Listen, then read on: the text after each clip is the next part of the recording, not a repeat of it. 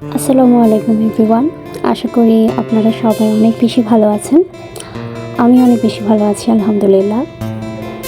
আমি অনেক দিন পরে একটা নতুন ব্লগ নিয়ে এসেছি।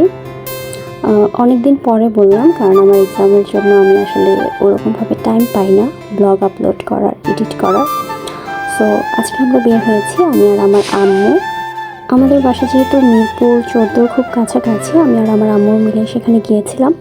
অ্যান্ড আসার সময় আমি একটু দেখাচ্ছিলাম কী কী কিনেছি, আর এখানে একটা শিউলি ফুলের গাছ আছে সেটা একটু ভিডিও করছিলাম।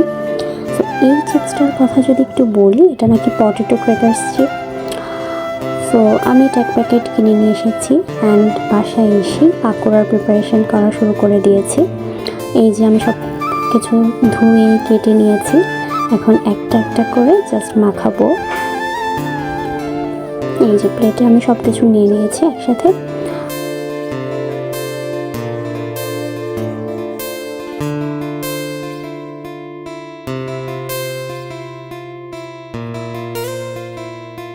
আমি প্রায় সব রকমের মশলাই ইউজ করেছি, হলুদ, লবণ, তারপর টেস্টিং সল্ট ইউজ করেছি, একটা প্যাকেট মশলা, তারপর একটু রসুন কুচি কুচি করে দিয়েছি অ্যান্ড সামান্য পরিমাণে চালের গুঁড়া বা আটা যাই বলা হোক। সো আমি হাত দিয়ে ভালো মতো মেখে নিচ্ছিলাম।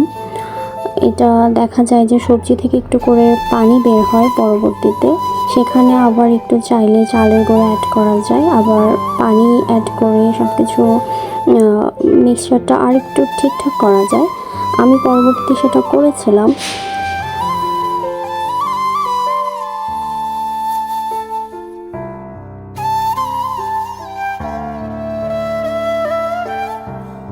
প্যানে কিছু তেল নিয়ে আমি পাকোড়ার মিক্সচারটা দিয়ে দিচ্ছি।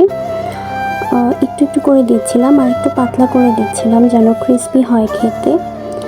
আগে একটু চেক করে নিচ্ছিলাম তেলটা গরম হয়েছে কিনা। সবগুলো একটা একটা করে দিয়ে দিয়েছি, তারপর একটু নেড়ে নেড়ে একটু জায়গা করে প্রায় এক ব্যাচে আমার সবগুলো পাকোড়াই ভাজা হয়ে গিয়েছে। পাকোড়া ভাজার পরে আমি অন ক্যামেরাতেই সেটা প্লেটে নিয়ে নিচ্ছিলাম, তো এখানে একটু প্রবলেম হচ্ছিল। তারপর পাকোড়া ভাজার যেই প্যানে যেই তেলটা ছিল গরম তেল, সেখানেই আমি চিপসগুলো দিয়ে দিয়েছিলাম অ্যান্ড চিপসগুলো এত মজা, একদম বাজারে কেনা পটেটো ক্র্যাকার্সের মতো। জাস্ট উপরে একটু এক্সট্রা করে মশলা দিয়ে দিতে হবে। মশলা হিসেবে আমি এখানে টেস্টিং সল্ট আর একটু প্যাকেট মশলা ইউজ করেছি।